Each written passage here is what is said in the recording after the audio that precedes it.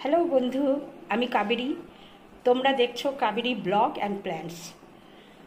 আজ আমি তোমাদের অন্য বিষয়ে ভিডিও নিয়ে এসেছি, যেটা হচ্ছে বাড়িতে কোন কোন গাছ রাখা উচিত এবং কোন কোন গাছ রাখা উচিত নয়। সেই ব্যাপারেই আজ আমি তোমাদের বলবো। বাড়িতে যেমন তুলসী, লাকি ব্যাম্বো, শিউলি, সাদা ফুলের গাছ, অপরাজিতা,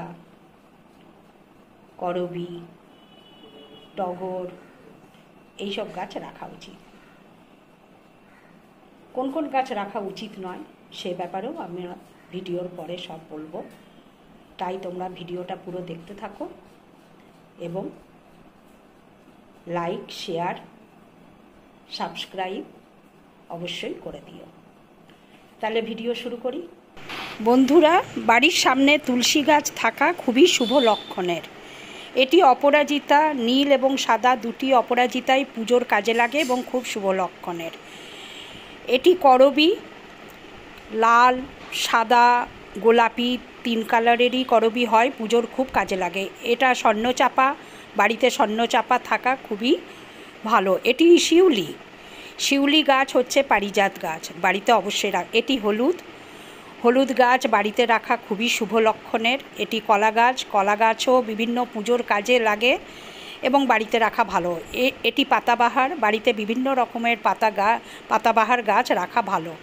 এটি নারকেল গাছ পুজোর কাজে লাগে এবং খুব শুভ লক্ষণের। এটি হচ্ছে মানি প্ল্যান্ট। এটি হচ্ছে লজ্জাবতী গাছও বাড়িতে শুভ লক্ষণের। এটি ব্যাম্বো গাছ বাড়িতে রাখা অবশ্যই দরকার। বিভিন্ন রকমের পাতাবাহার গাছও থাকা উচিত বাড়িতে। পদ্ম গাছ তো অবশ্যই রাখা উচিত, পদ্ম ফুল বিভিন্ন পুজোর কাজে। বন্ধুরা, এবার বলবো কি কি গাছ বাড়িতে রাখা উচিত নয়। যেমন উগ্র সুগন্ধযুক্ত গাছ, যেমন গন্ধরাজ, হাসনাহানা, এই গাছগুলি বাড়িতে রাখা উচিত নয়।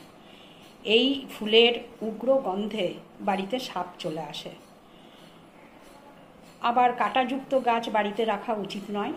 কাঁটা গাছ দেখে কোনো শুভ কাজে বেরোতে নেই। কোনো গাছ মরে গেলে, তা বাজ পড়েই হোক বা উই লেগেই হোক, মরে গেলে বা শুকিয়ে গেলে সেই গাছ বাড়িতে রাখতে নেই, সেই গাছ কেটে ফেলাই ভালো। বহুবীজযুক্ত ফলের গাছ যেমন পেয়ারা, বেদানা, ডালিম, এইসব গাছ বাড়িতে রাখতে নেই। আর বলবো ভিরাট বড় গাছ, তা বাগানের জন্য একেবারেই উপযুক্ত নয়।